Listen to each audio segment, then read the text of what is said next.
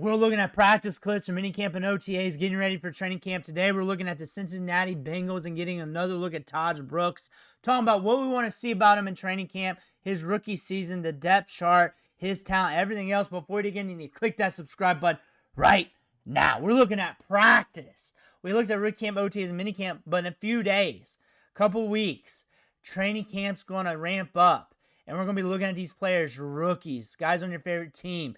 We're going to be looking at those guys you're getting ready to draft in fantasy football. It's all right here. You need to know what your players are doing on field. You need to know who's climbing the depth chart. It's all right here. Click that button. Stop missing out.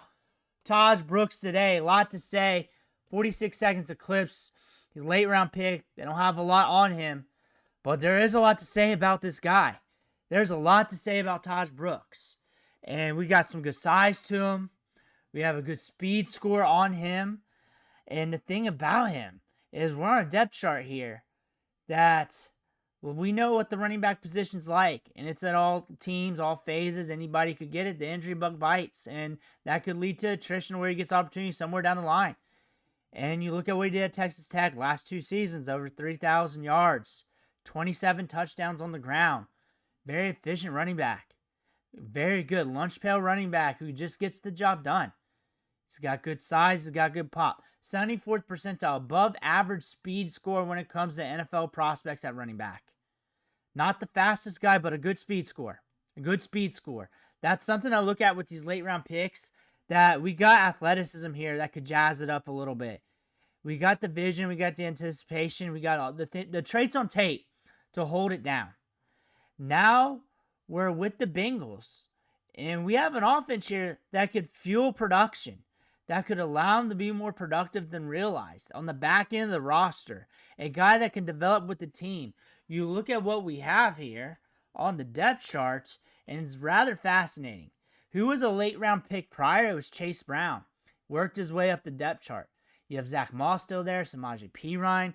You have the old veterans there, dependable veterans. Not saying anything against them, but if you're looking for a young dark horse on this team, you got one here with Brooks. You got one here that has a lot of upside to his name, that somewhere down the line could sneak on the field, and it could be sooner than expected. That's just how the running back position works.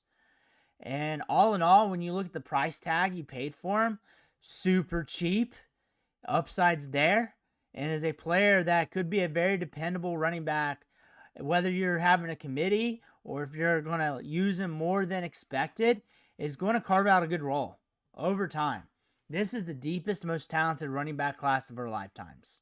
We're looking at 2 running backs drafted in the first round. We had a slew of running backs go in the second round. We had a lot of guys go on day 3 that would go much higher, or rounds higher, or at least slots higher. And if they were like in last year's draft in 2024, or the average draft. But it was so deep and so talented. Some of these guys got dropped a few rounds, a few spots more than usual due to that. And you'll see that in position groups where the draft is just overflowing with talent. It was like that this year in the running back spot. The Bengals took the value here with Brooks, and he's more talented than his draft slot. That's the thing about him. He's more talented than what you drafted him at. Very good discount for the Bengals. I think this fits everybody. The Bengals needed a running back. They didn't need to pay up for one, but they needed something on the back end of that depth chart to develop, just in case those veterans couldn't make it through the season. They also wanted somebody that has the potential to exceed expectations. They got that. There's a lot of talent here with Brooks. They got a good discount on him. They got a good bang for the buck in the draft. When you're looking at where they were at in the draft, honestly, position group wise, they were looking at a lot of talent there. But at the end of the draft, the running back position was just so deep that you're catching prospects that are drafted a little bit higher in other drafts. Brooks was one of them, and you just pushed that button and got him. I think he's going to carve out a role sooner than later, or eventually on this team. Right now, the depth chart, you're seeing what's going to be up with Samaje Perine because he's a very dependable player. Because he is. He was for the Bengals. He was for the Chiefs a little bit.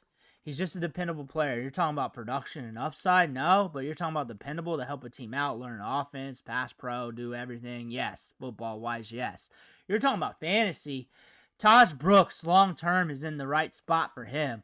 It really plays, like I said, that speed score, 74th percentile. If you look straight at the 40, you're like, okay, you look at the draft slot. That's upside. That is a running back with good size that can move. And that's going to allow him to take touches up the gut. He's very dependable. We were productive at Texas Tech. And now we're here with the Bengals with an offense that can move the chains. And if he can play towards his upside to the best of his ability, not get rattled early in his career by injuries or anything random that is outside of his control, you're looking at a player that could step in here and be a good role player, help this out, help Chase Brown and everything else, especially the depth chart. You're looking at that for the long term. So fantasy rise, right now he's just cheap. Dynasty, dart throw. When you're looking at redraft, waiver wire right now, but you're watching the attrition in season to see when to pick him up. And I would suggest, just look at the legs right there. Just look at him. I suggest pulling the trigger on the waiver wire if attrition starts to bite the Bengals just to see. Watch the snap counts. Watch the touches. Watch the routes ran. Watch Chase Brown. Watch the Bengals backfield. But if attrition hits the Bengals, pull the trigger. Pull the trigger. Pull that rip card fast and heavy and aggressively. Get him off the waiver wire because he's going to get opportunity to do things. We saw that with Chase Brown, in his rookie season. He just flashed a little bit, and next thing you know, it was blast off. That could be here. That could be a good tandem, too. Here's another take that I think him and Chase Brown, over time, you're going to have to give him a grace period. One, later round pick. He's a rookie, too. Just give him a grace period. Maybe a season or so. But I believe over time, if he plays well to the talent that we've seen on tape at the college level, that you have a good tandem of him and Chase Brown. I think those two could feed off each other. You're always looking for a committee.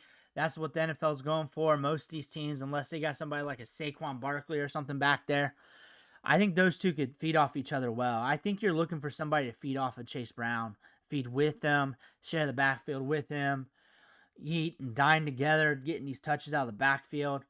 Definitely could see that. He can catch the ball as well. You're looking at potentially at a good cost. Now you don't have to pay up at the running back position in other drafts. You don't have to look at that.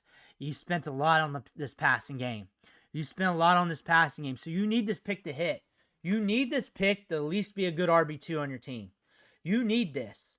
You need him to exceed those veteran running backs, P. Ryan and company, P. Ryan and Moss. You need him to do that early.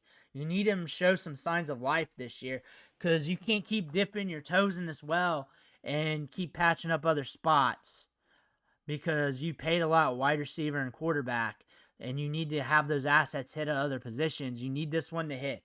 You need this late round pick to hit. This is a take that just came out of nowhere with me. You definitely need this one to hit for the Bengals.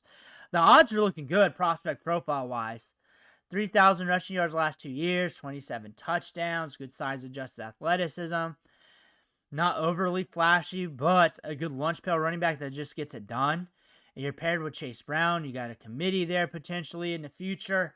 You got a lot of good things to pay attention to. You just got to see him develop. What I'm waiting for in training camp is see if we can get some news from the coaching staff, see what he looks like in those joint practices, what I'm expecting during the rookie season. I'm expecting it to be the Chase Brown show. Little Samaje Perine. We'll see what happens with Moss in this training camp. Let's get through training camp, see what happens there. And then we're going to be looking at what's going to go on with Brooks here. I think Brooks is going to carve out a role. We're probably going to see him on the field a little bit this year. And attrition is going to let us know how much. And it's not going to be his fault whether it's a little bit or a lot. It's going to be attrition and luck to determine if he's going to get on the field unless he exceeds expectations early in camp, which could happen. So keep your ears to the ground in training camp. I will have the training camp clips like you're seeing here, but training camp. And I'll have the news. I'll have what's up with the beat writers, what they're saying, and that'll give you an idea of what to look for in season, their roles, and everything else. And maybe you just want to buy in early in fantasy and hold on tight for a bit. Maybe you want to make some bets or whatever, but that's going to help you out. And that's not just the Bengals. Every team in the league, whatever I can find, almost 5 to 10 videos a day just going over clips, going over the news, going over what we're seeing with the players, going over what we saw during the draft. It's very important, actually. It is a very important thing that I do that helps a lot of people out. And a lot of it's like that 5% of those players that are hiding under the radar, that's not getting a lot of news, but they catch that one blurb, and all of a sudden out of nowhere, that blurb was the truth, and it comes out early in the season. And it happens, like I say, about 5% of the players. So a couple of players that we cover, but they're not getting many clips, but they get that one clip in that blurb. And it hits because that team's not giving us clips left and right. But they make sure that clip gets out. The beat writer just says it, and that beat writer's not getting many opportunities to see the team, but they see that one day of opportunity, and he's just shining. We've seen that a few times. And we're paying attention to that as well. Let me know what you think.